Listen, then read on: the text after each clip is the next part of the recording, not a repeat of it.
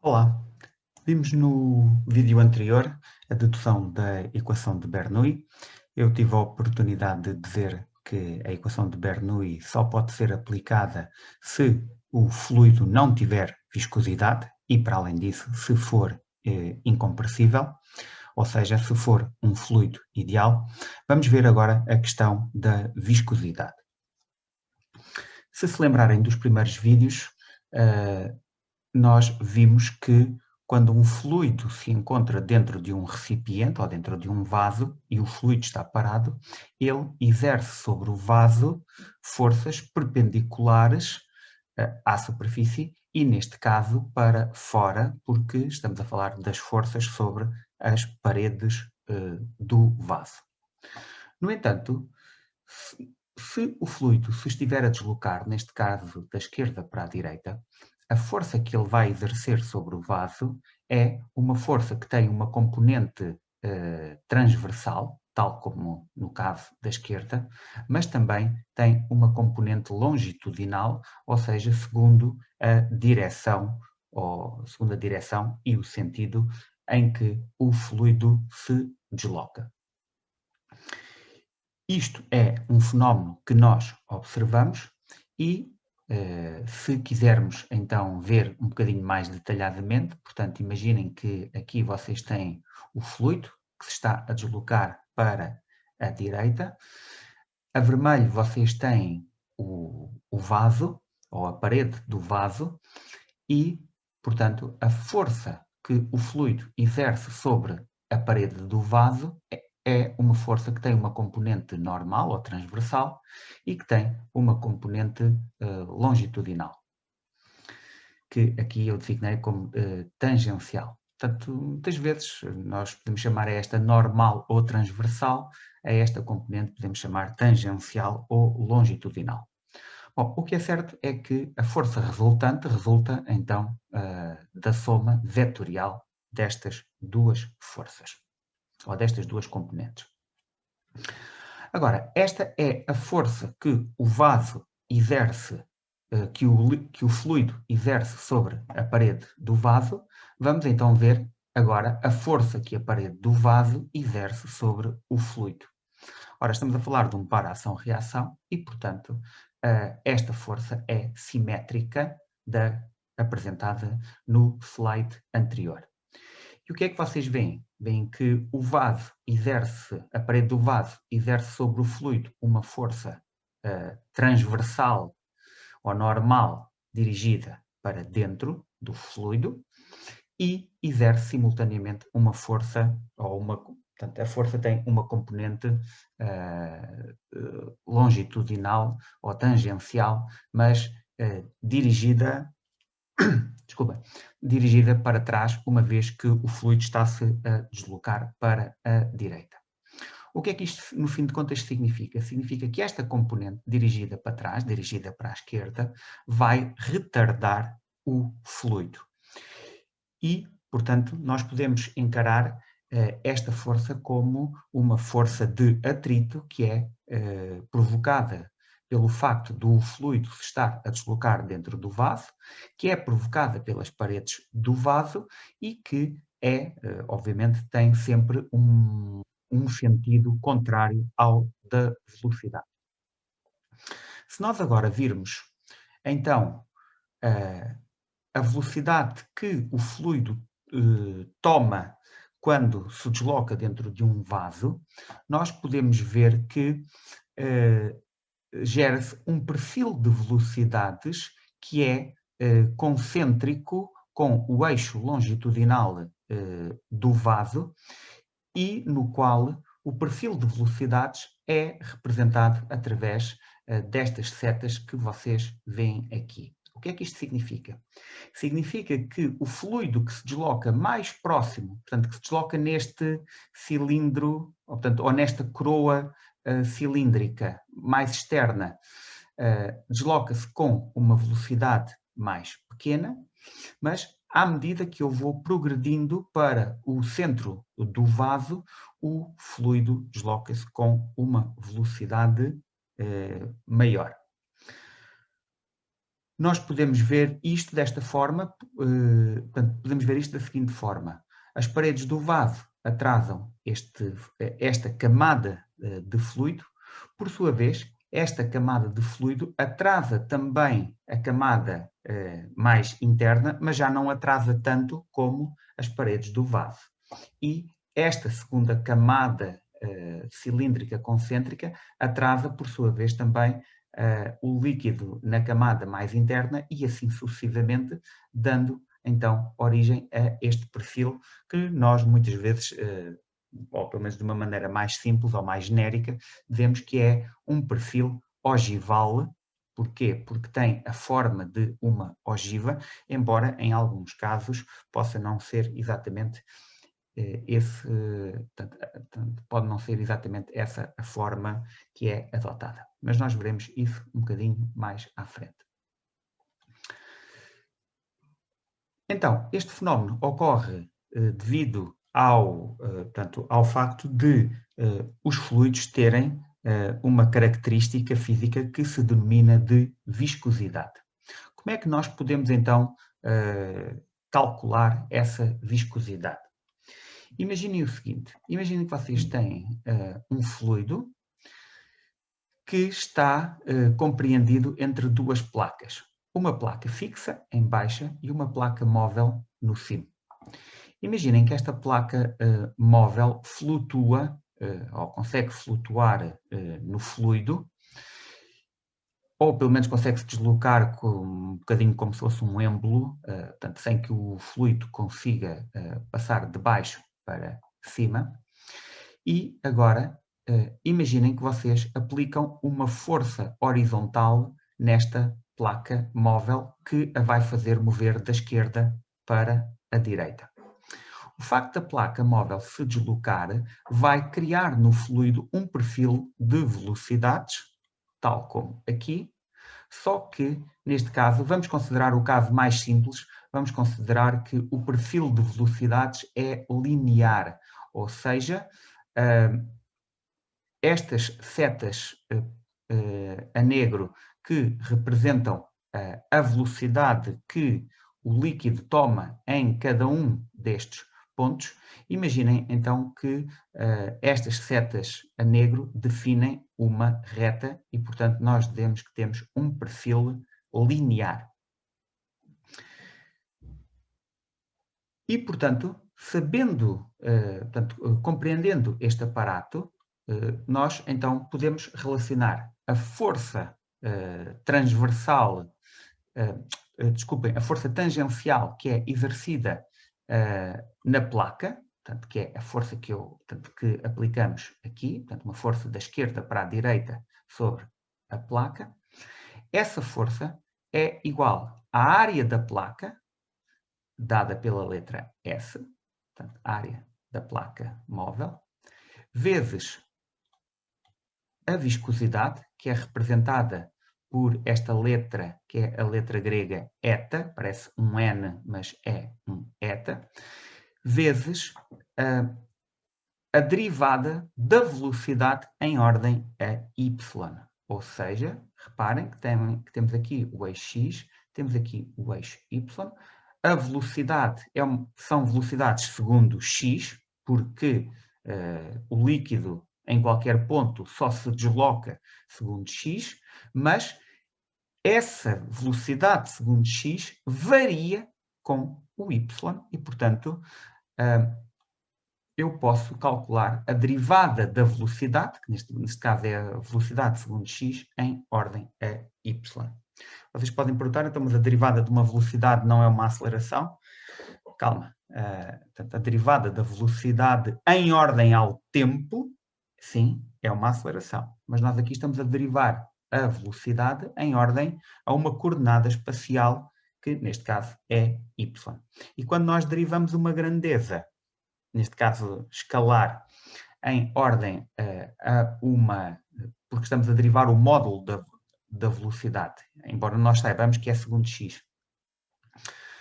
Portanto, quando nós derivamos uma grandeza em ordem a y, nós dizemos que estamos a calcular o gradiente, e neste caso o gradiente, portanto, dv dy representa o gradiente da velocidade segundo y. E, portanto, a força é igual à viscosidade vezes a área vezes o gradiente da velocidade segundo y.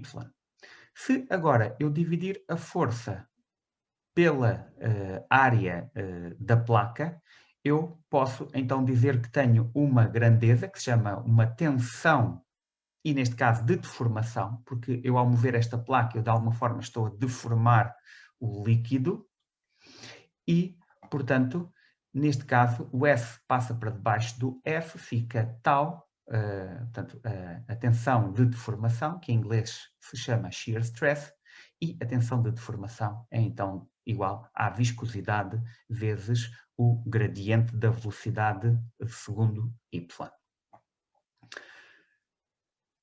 E então, a partir desta grandeza, nós então podemos calcular e definir e calcular então a grandeza viscosidade. A viscosidade depende da natureza do fluido, obviamente, e depende das condições físicas, por exemplo, a temperatura ou a densidade. Já agora, a viscosidade é, então, medida em Pascal vezes segundo, o que é fácil de perceber. Porquê?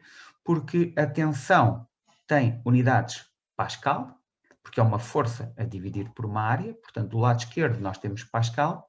dV dy tem unidades segundo menos 1, porque a velocidade tem unidades metro segundo menos 1 e o y tem unidades metro.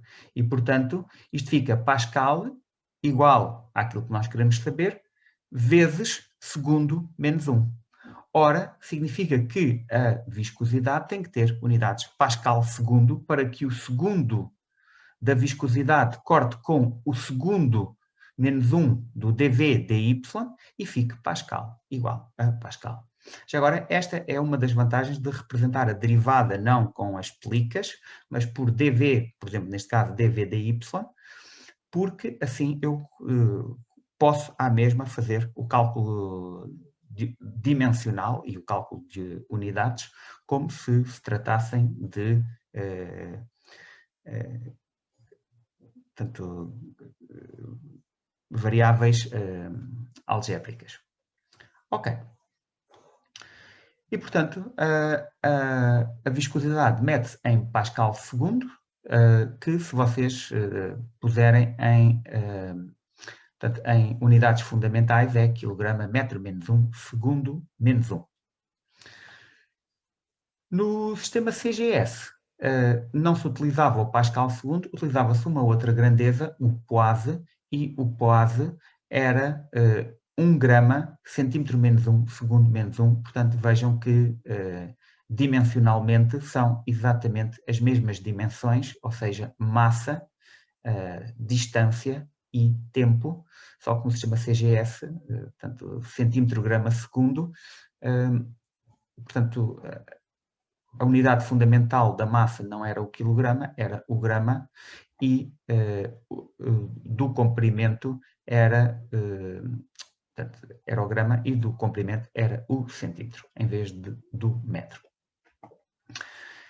Já agora, portanto, um fluido com uma viscosidade de 1 Pascal segundo significa que, se for colocado entre duas placas separadas de uma distância d, em que uma das placas se move sob influência de uma tensão de deformação de 1 Pascal, ela irá percorrer a distância d num segundo. Ok. Já agora apresento aqui uma tabela com valores de viscosidade para diferentes substâncias, ar, água, álcool, dois tipos de álcool, sangue, azeite e glicerina. Já agora, reparem que aqui no caso da água são apresentados dois valores, para temperaturas diferentes, para 0 e para 40 graus Celsius, e vejam que as viscosidades são diferentes e, geralmente, sempre neste sentido, quanto maior for a temperatura, menor é a viscosidade. E entre a terceira coluna e a coluna da direita, o que nós temos é a viscosidade em centipoise e a viscosidade em vezes 10 elevado a menos 4 Pascal segundo, e vejam que os valores são exatamente os mesmos, a menos de um fator multiplicativo de 10. Já agora, este comportamento para a água, a variação da viscosidade com a temperatura, acontece, por exemplo, para outras substâncias, nomeadamente o azeite. Todos vocês já viram, imagino eu, azeite à temperatura ambiente tem uma viscosidade elevada. Se vocês colocarem no forno, portanto, num prato qualquer em que o azeite vá ao forno, ele ele sai do forno com uma viscosidade muitíssimo mais baixa, quase que dá o aspecto de ter desaparecido e ter sido substituído por água. Não, o azeite continua lá, simplesmente a sua viscosidade está muito reduzida. Já agora, como é que muitas vezes se pode medir a viscosidade? Através de um aparelho parecido com este, que é um viscosímetro. Basicamente isto é uma varinha mágica, mas em vez de ter uma lâmina tem um cilindro que vocês colocam dentro do fluido portanto, para o qual querem medir a viscosidade, e vão colocar este cilindro a rodar. Este cilindro vai, obviamente, pôr também o fluido a rodar. Obviamente que o fluido que está mais próximo do cilindro vai rodar mais depressa, o fluido que está mais longe do cilindro vai rodar mais devagar e, portanto, visto de cima, vocês veem o fluido a rodar, mas com um perfil de velocidades, ou seja, portanto, que não é igual para todas as camadas, ou seja, o fluido que estiver mais próximo do cilindro vai ter uma velocidade maior, o fluido, à medida que está mais longe do cilindro central, tem uma velocidade menor, e depois, por análise deste perfil de velocidades e sabendo a força ou o momento de força que vocês aplicaram no cilindro para o colocar a rodar, é possível chegar então à determinação da viscosidade do fluido.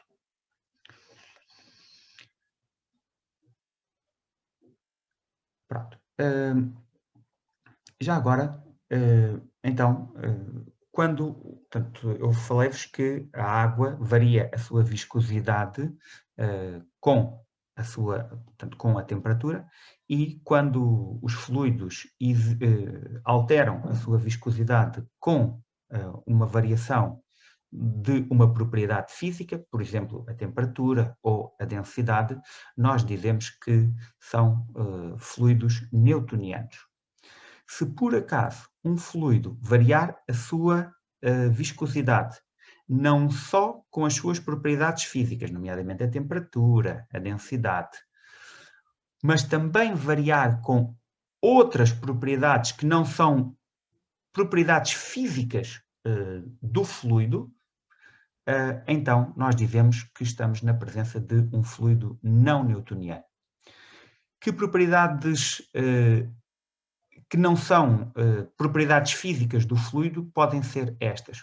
Podem ser, por exemplo, a velocidade do fluido, ou, por exemplo, o diâmetro do vaso em que o fluido se está a deslocar, ou, por exemplo, a curvatura do vaso no qual o fluido se está a deslocar, ou, por exemplo, a tensão ou a força que vocês exercem sobre o fluido. Vejam que isso, obviamente, são propriedades, obviamente são características físicas também, mas não são propriedades do fluido. Ou seja, o diâmetro de um vaso não é uma propriedade do fluido. É uma característica física, sim senhor, é uma variável física, mas não é uma característica, não é uma propriedade física do fluido em si. E, portanto, se a viscosidade variar, então, não só com as propriedades físicas, mas com outras propriedades, nomeadamente o diâmetro, a velocidade, o raio de curvatura do vaso, então nós dizemos que estamos na presença de um fluido não newtoniano. Já agora, deixem-me aqui mostrar-vos muito rapidamente um vídeo que vocês podem ver no YouTube.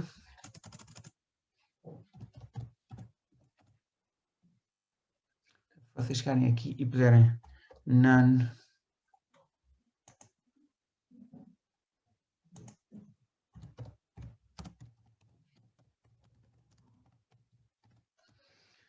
fluido não newtoniano, vocês podem ver este vídeo aqui. Isto é uma piscina com um líquido não newtoniano que basicamente é amido de milho misturado com água. E basicamente o que é que vai acontecer?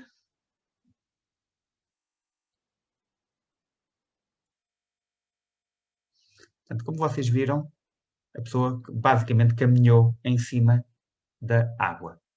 E eu depois deixo para vocês verem com mais detalhe, mas reparem que estes dois jovens conseguem fazer isso enquanto caminham depressa. Portanto, enquanto eles caminharem depressa, enquanto eles pressionarem o fluido rapidamente, a viscosidade dele é suficientemente elevada para não deixar que nenhum deles se afunde. Só que agora este jovem de branco vai pressionar depressa, só que agora deixa de pressionar. E então, o que é que acontece? Bom, ele afunda-se porque, no fim de contas, ele está num fluido que não é muito mais denso do que a água.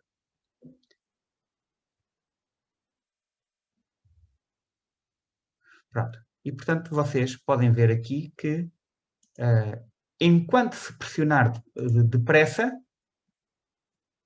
portanto, enquanto o fluido é pressionado rapidamente, ele tem uma viscosidade elevada. Se ele for pressionado mais lentamente, a viscosidade dele baixa.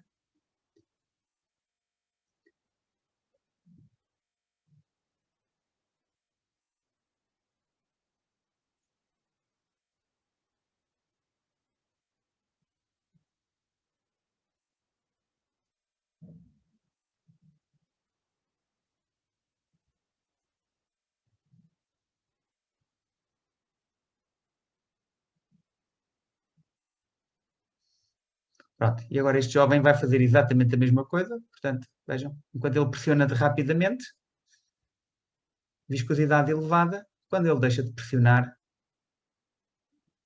afunda-se no fluido.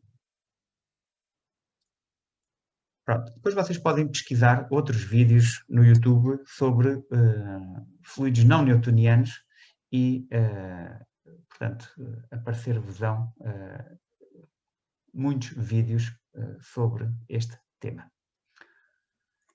Ok.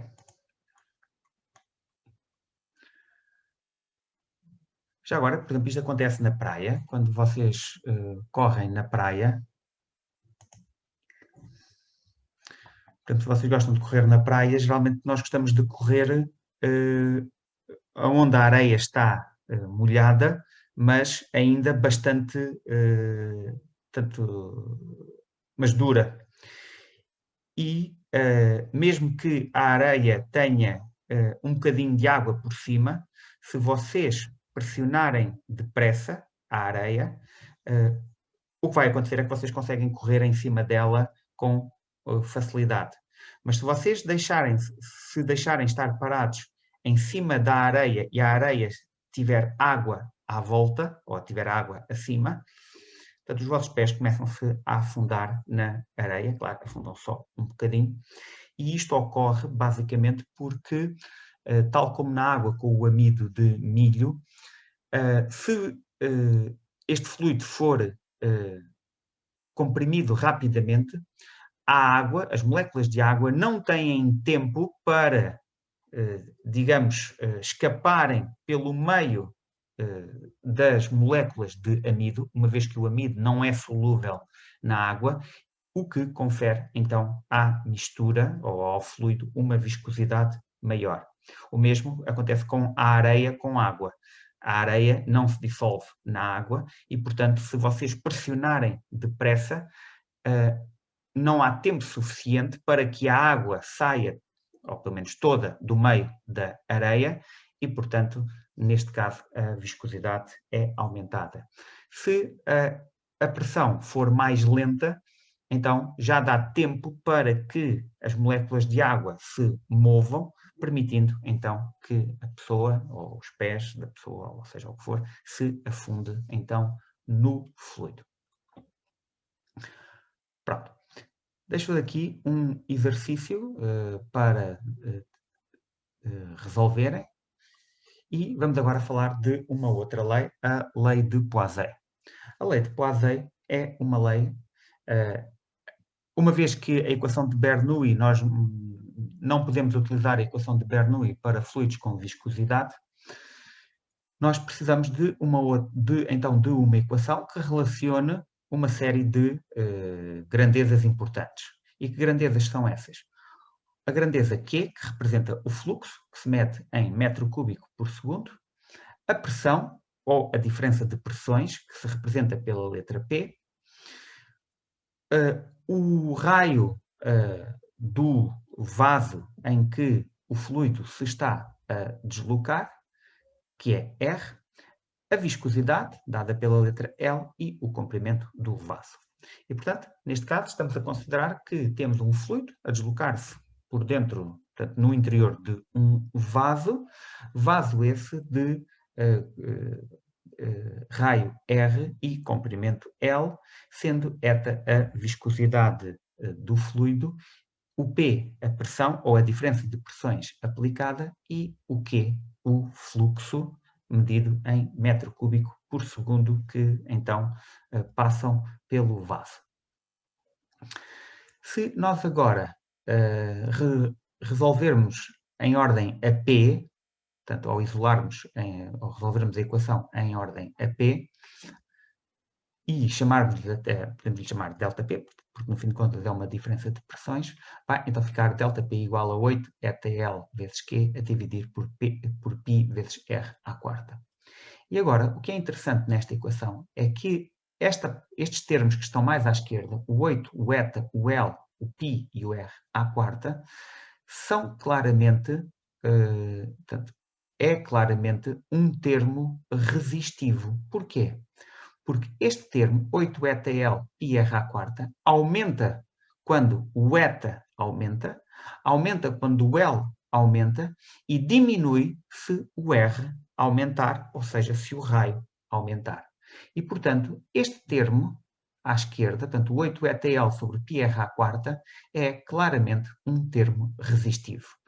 Pelo que eu posso, tendo esta equação, eu posso, então, dizer que o ΔP é igual a Q, 8 eta L pi R à quarta, mas este é um termo resistivo, que eu vou chamar de R, então vai ficar Q vezes R. Então, o ΔP é igual ao Q vezes o R, ou seja, a diferença de pressões é igual ao fluxo vezes a resistência, e neste caso a resistência hidrodinâmica, ou a resistência que o vaso oferece à passagem do fluido. Já agora, esta equação tem uma enorme, portanto, é análoga a uma outra equação que vocês conhecem muito bem, que traduz a lei de Ohm, que diz que a diferença de potencial elétrico é igual à corrente elétrica vezes o valor da resistência elétrica. E, portanto, vejam que as equações são análogas. Eu aqui chamei diferença de pressões, aqui chamei diferença de potencial, aqui chamei corrente de água ou corrente de fluido, aqui chamo corrente elétrica e aqui chamo resistência hidrodinâmica, aqui chamo resistência elétrica. E, portanto, a lei de Poiseuille mais não é do que a tradução da lei de Ohm, mas para a mecânica de fluidos.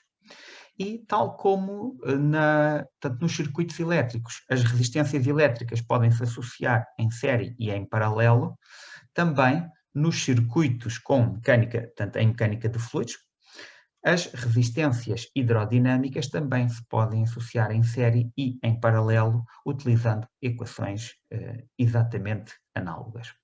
E, portanto, temos aqui a equação para a associação de resistências em série, aqui a equação para a associação de resistências em paralelo. E, portanto, nós, a partir desta equação, nós podemos calcular qual é a diferença de pressões que tem que se verificar para, em função de uma determinada resistência hidrodinâmica, eu conseguir atingir um determinado fluxo ou, portanto, posso depois utilizar esta equação de diferentes formas. Mas, portanto, já agora fiquem com... Portanto, não se esqueçam desta ideia, que está também subjacente à lei de Ohm, é que para eu ter, então, um fluxo de fluido a percorrer um vaso, eu tenho que ter uma diferença de pressões, ok? E o fluido desloca sempre dos pontos de pressão maior para os pontos de pressão menor. Pronto.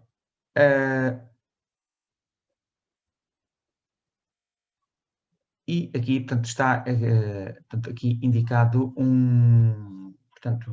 uma aplicação ao organismo e, por exemplo, nós sabemos que no nosso sistema circulatório a resistência que os vasos oferecem à passagem do sangue diminui à medida que nós vamos passando das artérias para as arteríolas e para os capilares. Porquê? Porque, apesar da resistência de um capilar ser muito maior do que a resistência de uma artéria, porque o raio é muitíssimo mais pequeno, o que acontece é que os capilares estão todos em paralelo entre si, o que, aplicando esta equação, faz com que a resistência equivalente de todos os capilares seja muito menor do que a resistência equivalente de todas as artérias. Certo? Já agora, também, deixem-me aqui só dar-vos uma pequena informação. O nosso corpo também utiliza a lei de Poiseuille naquilo que nós chamamos a resposta hemodinâmica cerebral. Quando uma região do nosso cérebro está a desempenhar uma tarefa cognitiva, o aporte sanguíneo a essa região aumenta. E como é que o nosso corpo consegue aumentar o aporte sanguíneo a uma determinada região cerebral? Basicamente, aumentando o raio das arteríolas que irrigam essa região, aumentando em cerca de 10%. Mas, como a dependência com o raio é uma dependência à quarta, significa que um aumento de 10% no raio vai se traduzir num aumento de 50% no fluxo sanguíneo, uma vez que 1,10 à quarta é aproximadamente 1,5. E, portanto, vejam que, através de um pequeno aumento do raio, nós conseguimos ter grandes aumentos de fluxo sanguíneo. Depois, a equação de Poiseuille pode igualmente ser aplicada também ao fluxo sanguíneo nos capilares, ao fluxo de ar nos alvéolos pulmonares, por exemplo, ao que acontece numa agulha, num tubo de soro. Portanto, nós podemos e teremos bastantes exercícios para aplicar a lei de Poiseuille. Aliás, estão aqui alguns desses exercícios, depois eles estão resolvidos no final.